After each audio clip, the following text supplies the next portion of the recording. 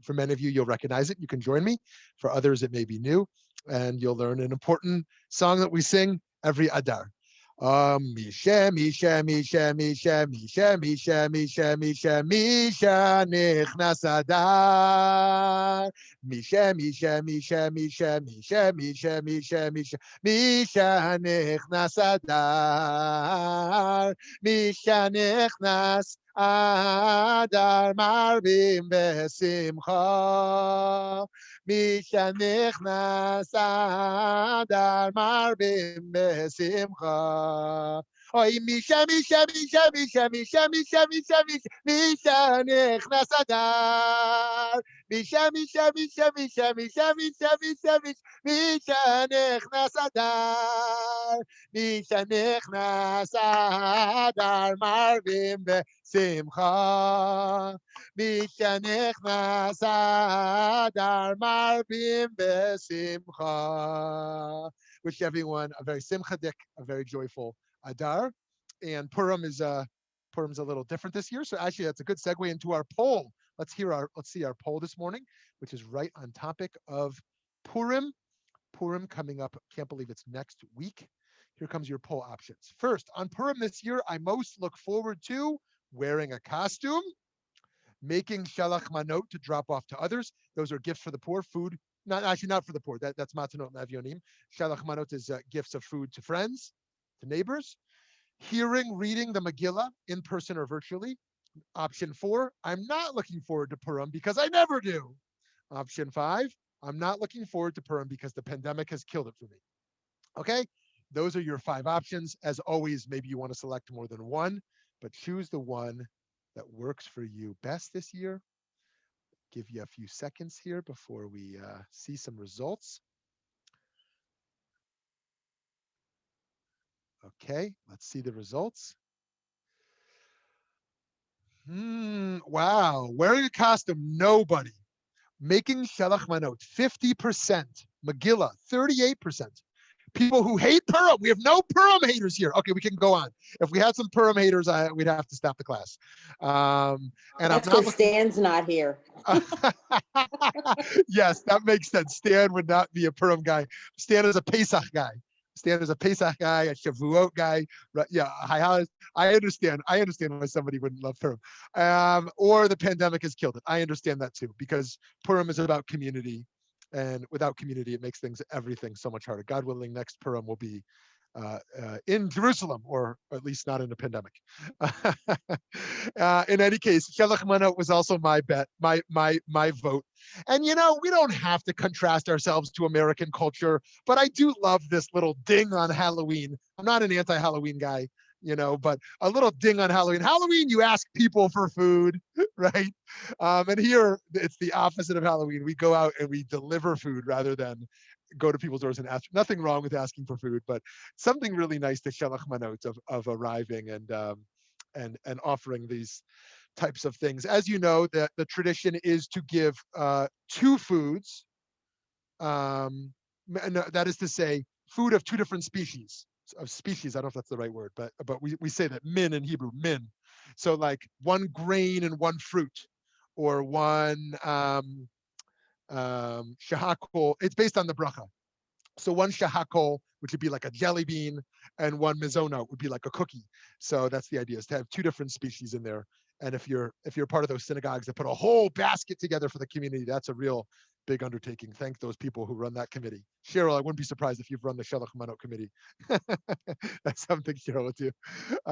So, okay, very good. So that's Purim next week. I hope it's joyful for everyone. And I hope we can talk about Purim at the end of this session a little bit.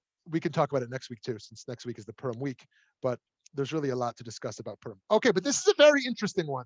This is a very interesting one that we have today of Mochaik. Okay, our previous malacha looked at the ethical dimensions of writing. We talked about writing 2 or more letters. That was called kotev.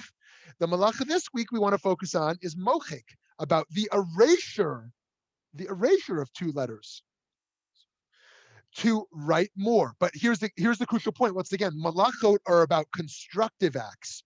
Erasure is a destructive act, and so the erasing has to do with the attempt to write more.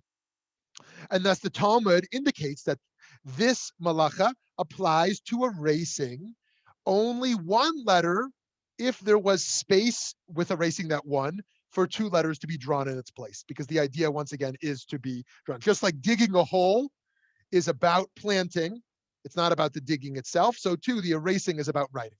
So let's step back for a moment. What does it mean to erase? Does it mean the complete denial of something that previously existed? Sometimes our memories can be erased for better or worse. Consider Rav Kook's suggestion in connection with Yetziat Mitzrayim, in connection with the Exodus from Egypt. He writes, God wanted the Israelites to leave with a sense that some of the debt had been settled, so that part of the stigma of slavery would be erased, and they could leave without a deep sense of hatred and rage. See, one of the things that emerges from injustice is that you never kind of move on, right? And when there's some degree of justice, some parts of the pain or the stigma can be erased. Of course, not always. People are different, communities are different. But part of what justice does, it is enables the erasure of stigma, Rav Kook is saying, and the Jewish people, the Israelites, leaving Egypt, entering the promised land, needing to build a society, needing to be an or l'goyim, a light to the nations, cannot be a people filled with hate and rage. And so the need to address the debt, the reparations, if you will, needs to be enacted not only for justice, but for the erasure, which leads to health, which leads to the removal of hatred and rage to some degree. So to transcend toxic emotions, we sometimes need to erase the full emotional impact of a past hurt. We acknowledge that evil, or simply misdirection, is real in the world, and we wish and work to erase it from the earth. In Psalm 34, verses 16 to 17, we read, the eyes of God are on the righteous. God's ears are attentive to their cry. The face of God is set against evildoers to erase their names from the earth. But erasing is not only something, as we see, that we do to ourselves and to our memories. Others can erase others, sometimes even violently. Consider this rabbinic teaching from the Tosefta of Yevamot. Rabbi Akiva says, one who sheds blood erases the likeness, as it says, one who sheds human blood, by humans their blood shall be shed, for in the image of God, God created humans. That's from Genesis 9:6, of course. Now here's where the debate enters in. Rabbi Eliezer ben Azariah says, anyone who does not procreate erases the likeness. As it says, for in the image of God, God made humankind. And it is written, as for you, be fruitful and multiply. Peru Urvu. Ben Azai says, anyone who does not procreate is a shedder of blood and erases the likeness. As it says, for in the image of God, God made humans. As it is written, as for you, be fruitful and multiply. So this is interesting. Their debate is not an obvious debate because they're just merely taking a different interpretation. But here we see this idea of murder, Rabbi Akiva says, is an attack on God. Rabbi Eliezer ben Azariah says, if you don't bring new life into the world to some degree, yes, female infertility is the screaming out here of an obvious challenge here, and obviously is not what they're talking about, although it doesn't make it any less painful to read texts like this if someone has struggled with infertility. And so Rabbi Eliezer ben Azariah says, one who actively chooses, i.e., not that they can't, but actively can and chooses not to procreate, erases divinity from the world, because just as God creates human beings, we emulate God by creating human beings. So Rabbi Eliezer ben Azariah says it's an erasing. Ben Azai says, no, not exactly an erasing of divinity. It's actually more like murder. It's actually more like killing, which is quite intense. And so that's an interesting machloket, an interesting debate around how they think of, again, if somebody were dealing with infertility, they would call this a troubling or disturbing text. But I think here they're dealing with the type of person who says, you know what, eat, drink, and be merry. Having a kid sounds really hard and not fun. Like, I'd rather just be self-indulgent in my own life. Not many of us, but some of us have met people like this, as have I, who merely say, that doesn't sound fun. That doesn't sound interesting. I would rather do things more fun and interesting. And into such a case, it would be described as a shedding of divine blood. This is also like the case of suicide, which we understand to be tragic and about mental illness. And yet there is kind of the rare case where it would actually be considered an affront to God rather than merely a case of mental illness. But again, we would never describe that ourselves, or that would be only for God to assign. Okay, let's go to the Maharal. The Maharal writes about how this type of erasing applies to the process of shaming as well. We've talked a lot in our learning together about shaming. So here's the Maharal. But what the Talmud said, whoever shames their fellow, it is as if they have shed blood. This is something inner, because one who shames their friend, it is that they extinguish the light of the face, which is the human being, as if they were extinguishing a candle. And this is called shedding the blood of a person. For this tselem, this image, has a most wonderful thing. And that is that it is from the form of the human being. And therefore, one whoever shames or whitens, that's an interesting read on whitens, because we think of shaming as making a person's face red. And we always wonder why the Talmud talks about whitening a face. But here they're talking about extinguishing the flame, the light of the flame, and it almost like goes dark. It goes from red to white and nullifies the tselem of the face of their friend until they whiten it and extinguish its light. This is called shedding of blood. For shedding of blood is nothing but the nullification of the person. And one who whitens the face of the other, they erase that through which the person is recognized. Once again, they've erased the tselem Elokim. And this is the erasure of the person, not only erasure of the divinity of the person, but the erasure of the person themselves. Because the tselem is the person. It is the person. And when God came to make Adam, she said, let us make Adam in our image, Betsalmenu, and in our likeness, Bedmutenu. God did not say, let us make Adam possessing reason and intellect, but in our image and likeness. Thus it is proven that the essence of the person is in their Tselem Elohim. So that's very interesting. That Maharal is very rich.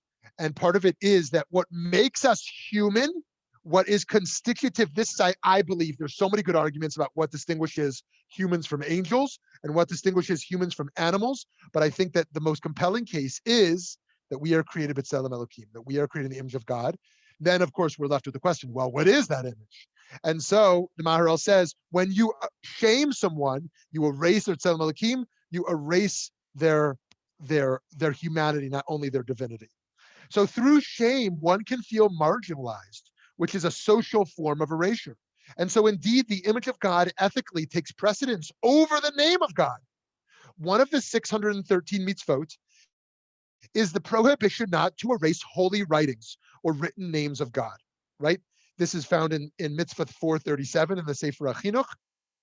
The Gemara lists several divine names that we are forbidden to erase.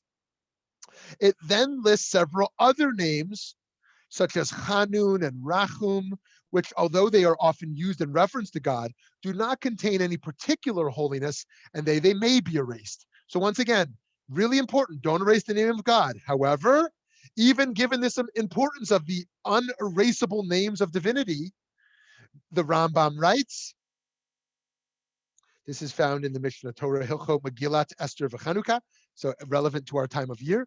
If such a poor person has to choose between oil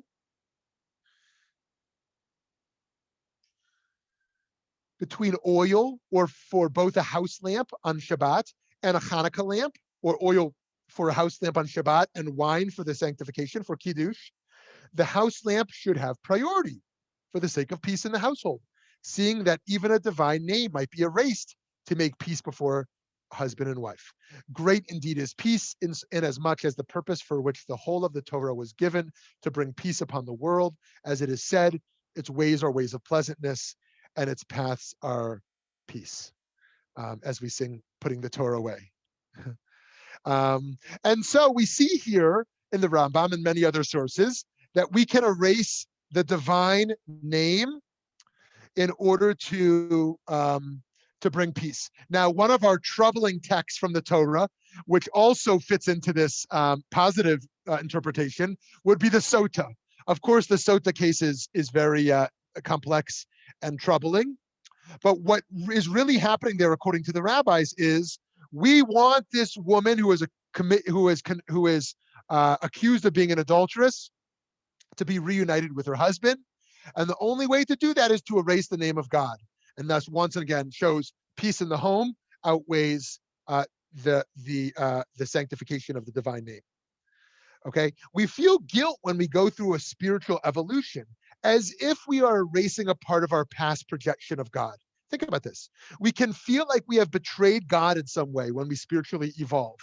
But this can be a mistake because our sense of guilt might form a barrier to religious and spiritual growth. In some sense, we need to, quote unquote, erase God from our hearts to give birth to a new consciousness of divinity.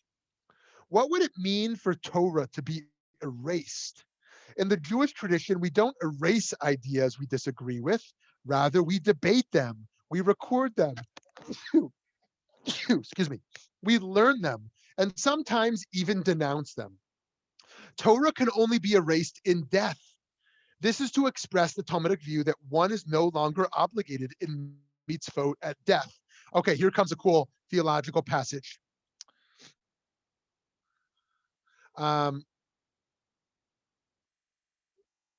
Next slide. Oh, this didn't make it in there. Oh, okay. So it doesn't make sense for me to read it. It's a little bit, no, let me just read it. I'm sorry, it's not up on the slide for some reason. The sages taught in a Braita, with regard to a garment in which diverse kinds, a prohibited mixture of wool and linen was lost. It is a wool garment into which a linen thread was sewn, or vice versa, and it is not known where on the garment the thread is located.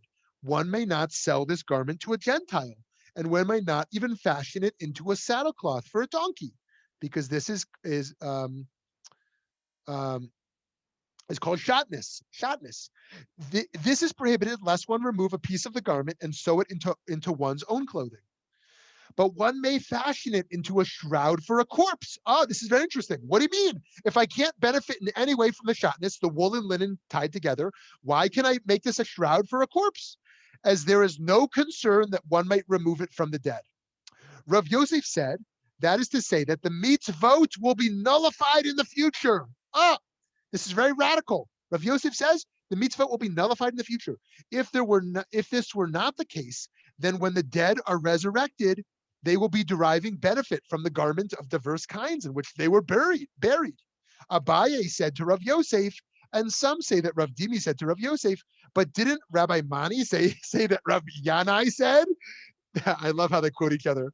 They taught that it is permitted to place a corpse in a shroud of diverse kinds only in order to eulogize them. But it is prohibited to bury him in a shroud of diverse kinds.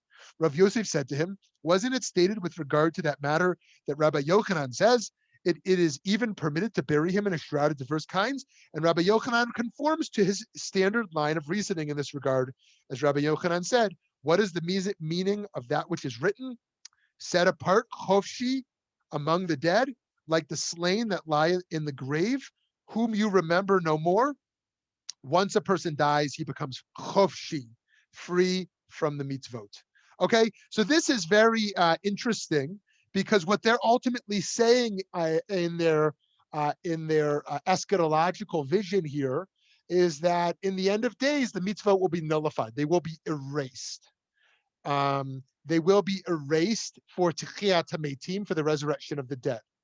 That is to say, Mitzvot are for the human condition of this world, but in the next era of world, again, I want to distinguish here between Olam Haba and Techiyat HaMetim. Olam Haba means heaven, the afterlife. Techiyat HaMetim is the resurrection of dead. That is to say, leaving Olam Haba to come back to this world.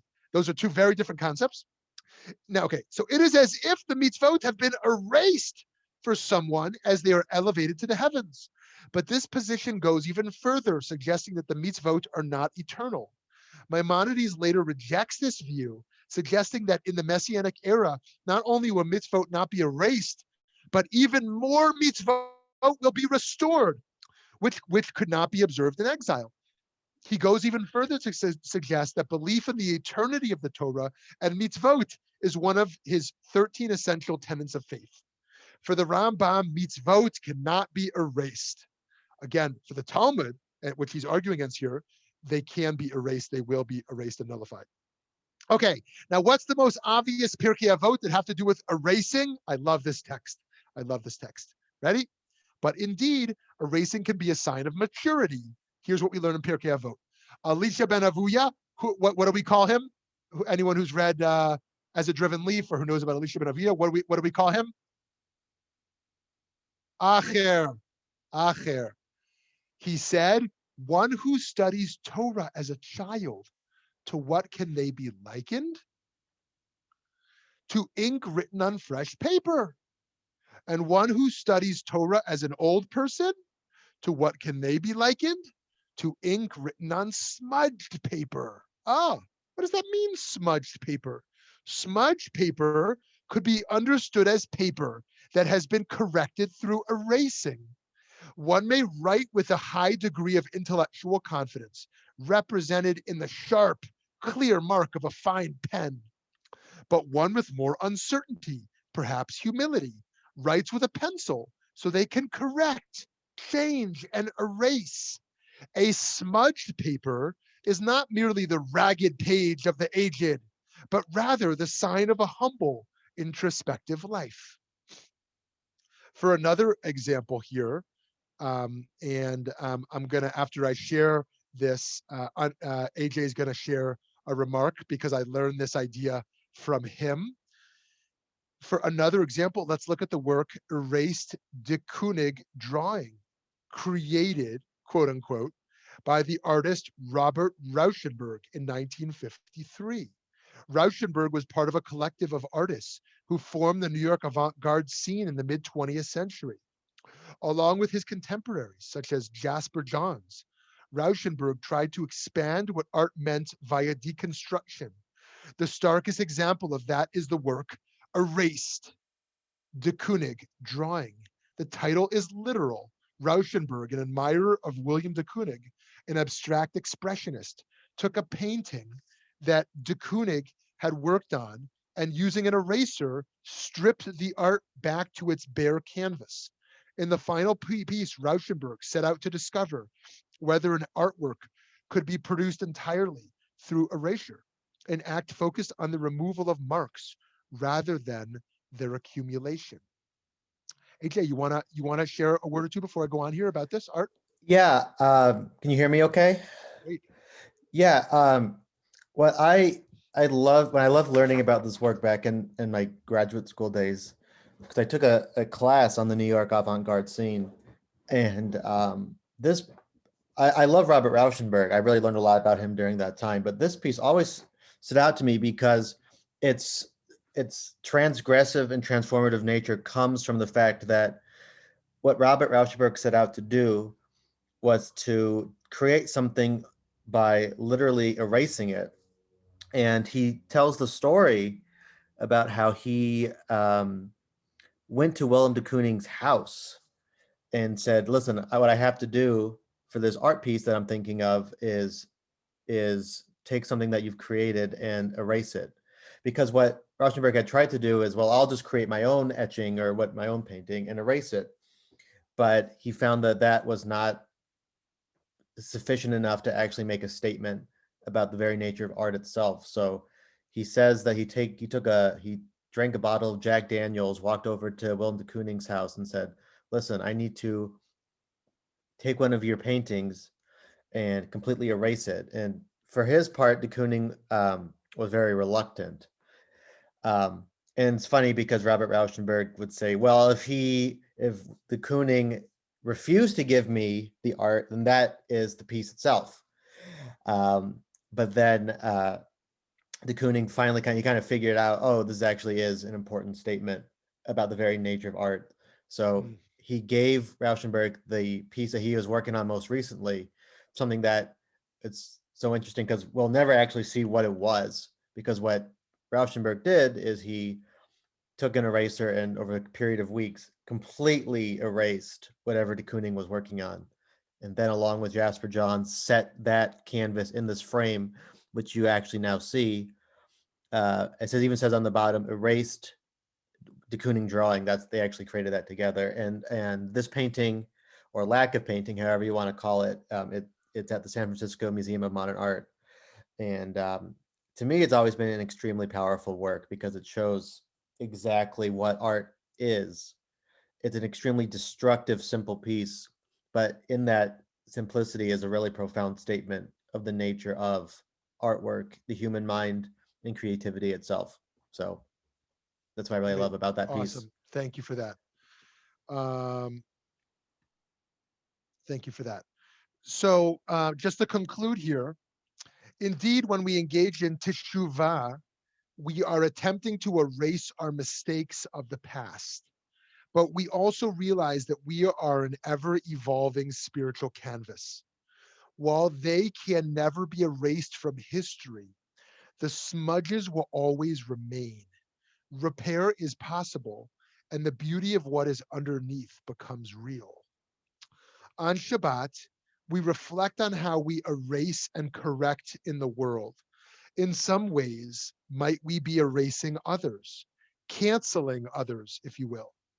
In what way might we work to erase ideas or memories from our consciousness in order to evolve from them? But we must remember, erasing is not enough. The malacha is about erasing in order to write. If we erase, we of course must also prepare for new creativity to emerge onto our own life page. Okay, friends, let's hear from you about Mochaik and beyond. Shmuly. Hi. Hello. The most obvious, to me, the most obvious reference is to what's currently happening when everyone is accusing everyone else of cancel culture and trying to erase what happened, from, everything, trying to erase history, which is what you just kind of referenced. But it's very much in the news now about trying to erase when renaming schools, for example, removing monuments. It's trying, in a way, it's trying to rewrite history. So those things happened, unfortunately, but and these people are elevated to heroism, heroes, unfortunately. But the point is that it happened, and it's got to be preserved that it happened and not erased. Great, Cheryl. Thank you. Thank you. Yep, Lauren. I think there are better ways of remembering. I would be extremely offended if there was a statue of Hitler in downtown Toronto. I would want it pulled down. But right. the better way of doing it would be to teach. However, it also, what you were talking about with erasing reminds me, we're at, this is Shabbat Zachor, and we must blot out the name of Amalek. So, what a great tie-in, because we're chayav actually to hear that Zachor at Amalek, and on Purim, we drown out the name. Oh, good. So Lauren, this is such a great point. So Lauren, and I'll ask you and everyone else here, why, if we want to erase the name of Amalek, do we command ourselves to remember the name of Amalek? Right? We say, blot out the name of Amalek, erase it from history, and then we say Parshat Zachor, Shabbat Zachor, the week of remembering. We're commanded to remember the mitzvah to blot out the name, making it impossible to ever forget. So what do you do with that contradiction? Anyone? So I see like a more, I don't know if mystical is the way of saying it. We must remember the evil of Amalek, but we also, as Jews, need to make sure that that doesn't happen again to anybody. So I think erasing Amalek is erasing the deeds of Amalek and not letting it continue. And you know, the Gregor on Haman, of course, it's fun, but it also helps you remember from a very young age, you've got in your mind that this Haman guy was a very bad guy. I mean, I could see years from now, the Megillah of Trump, when we go, every time Trump's name is mentioned. You know, evil is evil. And so I think you have the two. I think we must remember what they did, but at the same time, we have to blot out that kind of evil. So is anyone, thank you, Lauren. Just before we go to Eileen here, is anyone familiar with the phrase Yamat Shemo? Yamat Shemo.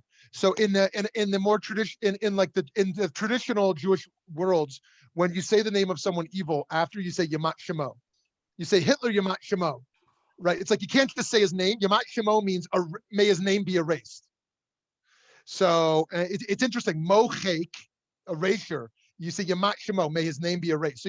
So it's very common. Like if Hitler in the Haredi world, for example, his name was ever said, they might not even say his name because there's considered to be a power to saying the name. So you say, but they'd say Hitler Yamat Shemo, or whatever the case is, so in any case, yes. So anyways, Eileen, you were going to comment on this idea of remembering to forget.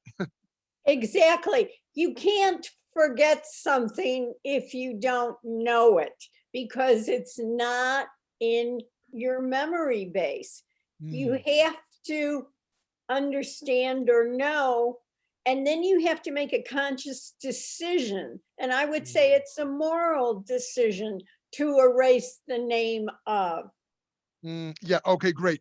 So what we're saying here is that erasing is not merely a forgetting. It's not a forgetting. It is an act. It's not passive. It's an active moral act of blotting out. It's conscious. And here, yes, it's conscious. And here's the other cool thing about Jewish history. Jewish history is never about the past. It's about the present, right? We live in Jewish history, not only because the future will look at us as history, but because it's always alive. The idea that Amalek is alive today, that we have to blot out Amalek, right? That of course doesn't mean commit genocide against some population, right? As every interpreter came to think it meant social ills, it meant vices in the world, and as the Hasidic world understood it to mean, it was vices in the self. When it says blot out Amalek, that is to say, where is Amalek alive in me, my Yetzer Hara? I need to blot out or erase the parts of me that are vices, right? And that war is, you know, throughout our whole lives. And so that's it. We're commanded to remember to forget because the remembering means that we have to be always a part of this erasure process, this part of wiping out this part of evil in the world. Shmuly. Cheryl and Andrea. So, I mean, when we talk about the Holocaust, we say never again. Never again. And so how do we say, so we want to blot out the fact we never want this to happen again. But the way that we blot it out is for people to speak about it and learn about it and education. So it's it's remembering, we need to remember to forget. Yep. We need to remember to blot out.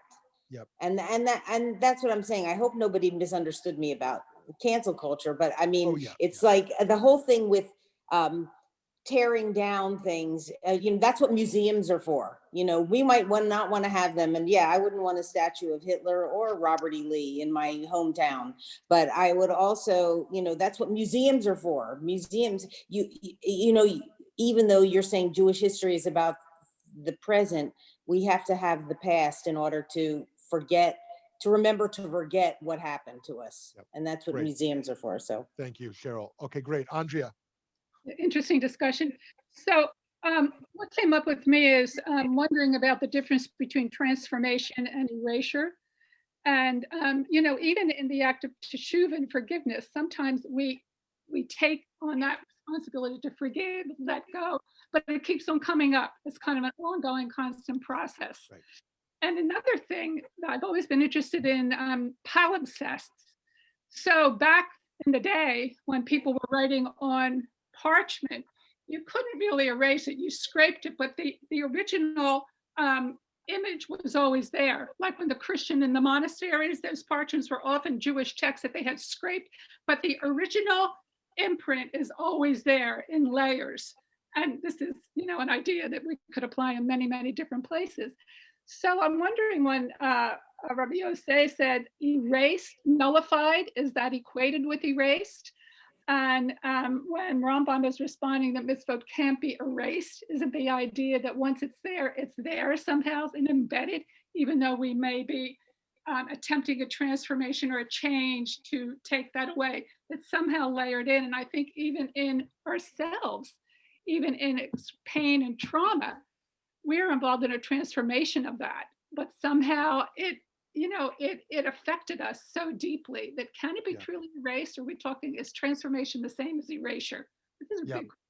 Yeah, that's a big, awesome question. So just a few thoughts before we open it up again. Firstly, it's interesting that one explanation around mitzvot is that God is kind of adapting to learning human nature. In the beginning, there's only one mitzvah: don't eat the fruit. And humans couldn't do that. So then they get the Sheva mitzvot b'nei Noach, the 7, right? And then that kind of continues to evolve a little bit. And one interpretation of what happens at Sinai, which is then the 10 commandments, the 7 to the 10, is then it expands into the biblical 613. And one interpretation there by the commentators is that the mitzvot are evolving based upon mistakes. They do the golden calf, and a new mitzvot are given in response to that. So God is kind of learning human nature, so to speak, and the mitzvot come to respond to it. So there's one mitzvah, and then there's 7 of the Noahites, and then there's 10, and then it continues to grow into the 613, and then the rabbinic tradition explodes with mitzvot. And then we get to this question of, well, what about in the Yemei HaMashiach, in the Messianic era? And this one approach of the Kabbalists is, nope, erase it all. And this approach of Maimonides, you can never do that. You can never do that. And this is a whole different view of the Messianic era, of course, around whether human nature changes. Because for Maimonides, human nature remains the same. And thus, if human nature is the same, humans need to be governed. Humans need to be regulated, right? Human nature is not itself good. It needs to be worked on. It needs to be regulated. Or left to devices, people will move towards selfishness. For the Hasidic thinkers, they say, no, the Messianic era, it's a whole game changer. Everything is gone. That Torah was for human condition of a different era. So then to go to Andrea's point there around transformation versus erasure, like, what is redemption? What is redemption?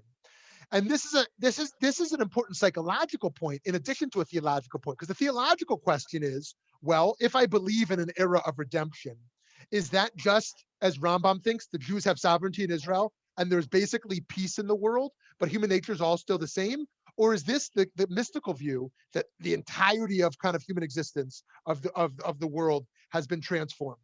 And the psychological point there is, how do we think of our own redemption? Now, I'm someone who has always struggled psychologically with disappointment. I have a big moment coming up, and I'm disappointed with the big moment. Oh, I thought that was going to feel perfect, right? Anyone else relate to that? I know some people don't have that. I build up moments. This is a honeymoon. This is a big family moment of Thanksgiving. Oh, and it was a little disappointing. Like, I thought it was going to be perfect, and this happened and that happened. So I struggle with big moments and feeling disappointed. And I've evolved from that. I've come over time to kind of built in some disappointment in my expectation To say it's okay, like this doesn't need to be perfect. If this is okay, it's okay, right? Like it's never, and so, but that's interesting. Like, how do we think about perfect moments? And our perfect moments, are really transformative moments where everything is clear and feels good. A certain redemption, a mystical redemption, if you will, or are these really still we're completely tied into reality, even as we cultivate an experience that is attempting to be something different? Now, one other point on that before we open up again is this question of transformation and erasure is not only psychological and theological. It's not only moral about how we think about teshuvah. It's also about how we think about our own pain and trauma, right? And I'm curious. I suspect that few people think of their pain as having been erased. It's true, there's some things that are painful we can come to laugh at. Like if I think of being bullied on the playground as a kid, I don't immediately go to a place of trauma and pain. I can kind of I wouldn't say I laugh at it, but it is a little bit erased. I can kind of look at it objectively with a lot of distance, right? And then there might be other experiences, like I think of my parents getting divorced or something, and I think of certain moments that kind of were a part of that. And I think of it, and immediately that pain kind of comes back. Whoa, I feel that right away, right? And that might be that I didn't fully deal with that therapeutically or the like, or it might simply be that we can never erase it from consciousness, right? I can transform it, I can grow beyond it, I can learn from it, but it's always a little bit raw. It's always a little, and that's okay. Maybe that's okay, and maybe once again, the expectation of perfect moments is as flawed as the expectation that past pains can be erased. Right? If we think we're always going to be disappointed, that past pain, that disappointment, that trauma is still there. Oh, what am I doing wrong? I'm not here. I'm not cured. I haven't evolved. It's still there. That the holiday emerges and I still feel the emptiness of that trauma. I still feel the pain of that trauma. And that's okay too, to feel that. It's okay to feel that. And so the transformation, the erasure is not there, but the transformation is to say, you know what? I have the tools to live with that pain. I have the ability to hold that and exist with it. I don't need to erase it. I don't need to pretend it was never there, right? I can live with it. I can live with it there. And that's what we do at Seder. We say wow. And that's what we do at Yom HaShoah. That's what we do at Tisha B'Av. We say the pain of the past is real. We're going to talk about it. That's what we're going to do at Shiva. We're going to talk about it. We're going to interpret it. We're going to build community around it. We can't erase it, and we're going to do the opposite of erase it. We're going to continue to live it. We're going to live the Purim story as oh my goodness, Haman, boo, might erase the Jews, right? But Haman, boo. We're going to talk about his name again, and we're going to keep talking about it because we can't get rid of it. We can't get rid of it because Haman is still alive today, right? And I say that very carefully because fundamentalists sometimes point to the Haman, right?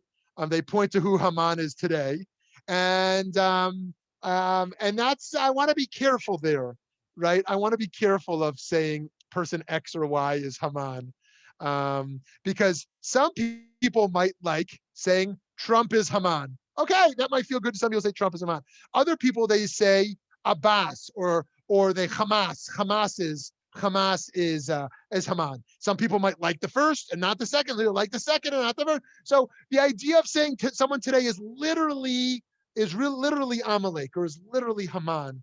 I think we want to take one step back from that formulation. Okay, let me pause. If I can just say, so trauma therapy actually doesn't work on making you forget the event. It works on the emotional response to it and blunt it. Yes. So that, I just thought that was an important thing to say, because I don't think you can forget a traumatic event. I don't think you can totally forget past pain of being bullied or whatever it was. But you can learn to deal with it and to blunt the strong emotion that comes from it so that you can continue with your life. Yeah, great. So Lauren, one of the interesting things about PTSD for soldiers is that they say the reason they can cope with it very well while still kind of out in the field is because they have a very tight unit who gets them, right? And even though there's been trauma, that unit is so supportive of each other in that they get what they're experiencing, that the PTSD kicks in back home, not only because they can lower their guard, but because they don't have that tight unit who gets them. They're kind of a part of a society where they feel alienated and alone in that trauma. But the other thing, more directly to what you said, Lauren, we've all read about the technologies of soldiers who come back from PTSD. What do you do in this technology? In the headset, you don't erase it. You relive the battlefield trauma, right? We've heard about this. You don't run away. You relive it in the most intense way so that they can remove the virtual reality and tell you it's okay. You go fully back into the trauma. This is once again very similar, but also very different, but similar enough to make the case of those who have been women who have experienced violence, who go into the prison to meet their abuser. That you go into that most intense space of encounter to feel it's is as raw as it can possibly be. For some, that would be way too traumatic, but for others, going right into that place of war, right into that place of abuse, in order to feel safe from that encounter. Eileen, I think you were going to jump in, and then Carol. Yeah, and basically, I think that everything we experience, we need to have as a reserve so that we are able to change our reactions or our conscious response to whatever it is. Yes, exactly. Excellent. Excellent. Just before Carol, I want to read what Rabbi Biller wrote over there. This is such a great, this is like, you know, such a great Torah application that we're all very familiar with. But this idea of in the ark, bringing the broken luchot along with the whole luchot. This idea that you don't just leave them behind, right? That when you go out into the world and that ark is right in front of your people, you bring those broken luchot along with the whole ones. And those broken luchot not only represent a crack in the name of God, but not only a trauma for Klal Yisrael, but also a major moral failing that they bring forth to remind themselves of the Egel HaZahav, the golden calf, and the need to break those luchot. Thank you, Carol. I'm reminded of psychoanalysis. That's a form of bringing back and remembering and healing from that memory. Right. Yes, thank you for that. And that idea of bringing back in dealing with that which has become subconscious and even unconscious, not going as far as we talked about last week of preconscious, but the subconscious and the unconscious in the Freudian in the earlier Freudian dimensions as it emerges, particularly in childhood, that you know, from the Freudian perspective, as we all know, that what triggers us most, what we're ultimately responding to in the world, is that unconscious level from our youth.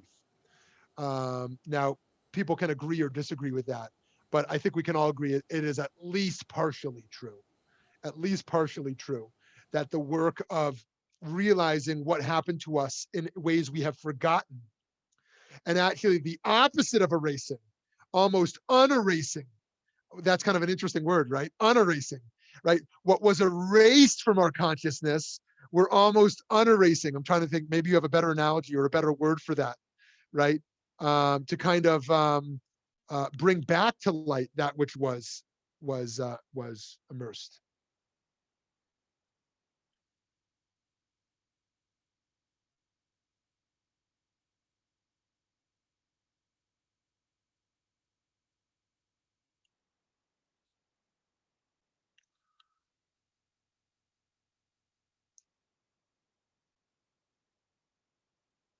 I don't want to take up a lot, but that painting that we saw that was erased, it reminded me there's something about memory. There's an Israeli artist who does work in sand, And I saw a piece of his in the Tel Aviv Museum that was called The Wedding.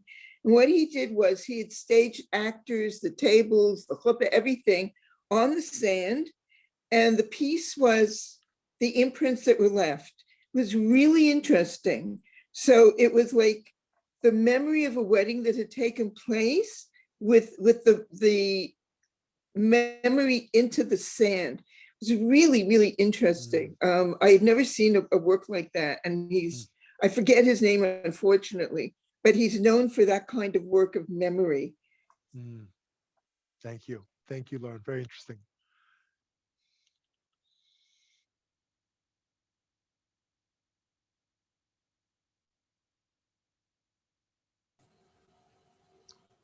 Thoughts on erasing, thoughts on Purim. Yeah, hi, Carol. I'm upset by some things that Great. I've erased that I can't remember. For instance, I'm trying to remember my parents' faces or grandparents' faces even more. I can't seem to really see that. I mean, I have pictures, so I know that, but I'm thinking more of sitting around the table and having dinner together. And what did they look like? How did we look? And it disturbs me. Yes. Because I had a great childhood, a great relationship with them. Yeah. So, Carol, let's unpack that a little, if you don't mind. No. What is it about that upsets you? The memory that I can't remember it. I grew up with my grandparents in the same house. So they were more nurturing me than even my own parents, than my parents were working. So they were a very big part of my life. They died 5 weeks apart when I was 14. So wow, cut off like that. Yeah. So it was so I would like to just be able to revel in those old memories, and I do somewhat, but I can't seem to see them. So it's very profound what you're saying, and I think telling from others' reactions here, I think quite common, that we almost long to return, long for the clarity of what it smelled like, looked like, felt like, the sound of the voices.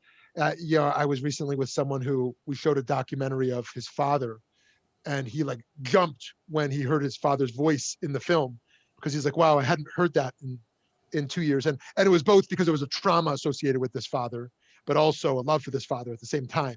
But he was like so like taken aback by the voice, as if like he had forgotten what it sounded like, and was like got the goosebumps kind of like really brought back, like it was a moment ago that he was in his presence. And it's someone was about to say something. Oh, okay. And this is indeed very troubling. And we might ask ourselves why the mind works like that, either why God would construct the psyche as such, or why through evolution, memory would work as such, and that we might forget. And I wonder, Carol, kind of how do you kind of interpret that erasing for yourself? I find it sad. Yeah. And then, things come up and you want to ask something, and I should have asked my grandparents, or I should have asked my father. And these are things I'm sorry I didn't ask. And I have nobody to go to anymore. And what happens with gaps in knowledge, we fill them with assumptions, positively or negatively. That's how we interpret Torah. We don't know what happened. Like, what did Abraham and Yitzchak talk about walking up the mountain? So we can write a novel about it, right? And like, what did my mother really believe about X, Y, or Z? It's like my mother recently wanted to understand her mother's childhood, even though she was kind of discouraged to do so. So went back to her hometown and like did research and found some things that both were partially healing and partially concerning, and was filling in those gaps in ways, that, or people who go back to their ancestors, shtetl in the old country, to try to see what it looked like.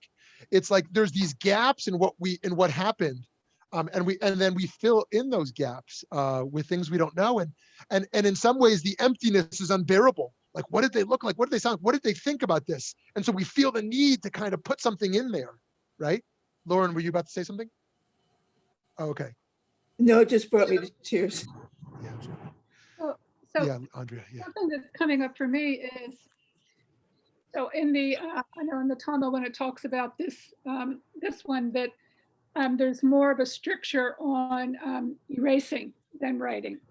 And I mean, in life, destruction is part of creation, right? Sometimes we have to go back and take apart something in order to make it right. Why is there more of a stricture on that destructive aspect, since it's part of the whole process, than the creative aspect? Say that last part again. I'm sorry. So why is there more stricture in the Talmud on this, this melachot, that there's on erasing rather than the actual writing, because it's a destructive act, but it's part of our cycle of existence, isn't it? Yeah. That, we have to go back and redo a law, or Yeah. I made a big mistake here, and Yeah. Right. Why? Yeah. So like my thesis with these melachot are, none of them are inherently good or bad. They are all opportunities for reflection on dimensions of our lives that we wouldn't naturally reflect on if we didn't create space for them. And thus the Shabbat experience of thinking about erasing can move us into different modes of consciousness that we would never naturally move toward. And so to pick up on Carol's point, because it resonates for me a lot too, one of the things they talk about in some meditation circles around healing is around visiting your spiritual homecomings. And there's different types of homecomings. They can be texts that we have moved us, Torah textbooks. They can be memories. They can be ideas, places we've been to. But another are people who we have loved and lost. And that is to say that when we go, that part of our spiritual practice can be going back through our spiritual homecomings to reroot us, reground us in the places that comfort us and give us our deepest sense of authenticity. And so one thing that Carol, or others such as myself as well, who long to go back to those places, as I do, is to actually experiment spiritually with going back. Go back to that dinner table. Don't just think about it, right? And I'm not saying you just think about it, but I'm saying for each of us, we don't just think about it and long, but actually, what would it look like to set your timer for 10 minutes and go to that table and be at that table having dinner with our parents, right? And this is what I think ought to be the way we ought to use the Yizkor experience. I think Yizkor, for those who embrace the Yizkor experience on the Chagim of sitting and mourning that the people we've lost, should be a conversation. We should actually allow the Yizkor experience, and if they don't do this in your shul, you might suggest it to the rabbi. They may or may not embrace it. And if they don't want to do it, then you can do it alone. But it's more powerful in a communal setting. The way I create a Yizkor experience is, I say, if you can handle this, we're going to be totally silent in the room for the next 5 minutes, and we're going to return and talk to your Abba, talk to your spouse who passed, talk to your nanny or your bubby or whoever it was, and sit with them at the dinner table and update them on your life. Tell them your feelings, right? Allow them to hold your hand and to really immerse not just in passive memory, but in active memory of reliving that relationship. And I think this can move people to tears. It can for me, most certainly. And it can move us towards a healing of really remembering what we have erased. And sometimes I think it's erased for good. And sometimes I think we can recover more than we think we can. And what we're recovering is not exactly as it was. We are reconstructing in our recovery, but the recovery is relived also. And so, friends, I give us all the bracha that we continue to have the humility to erase.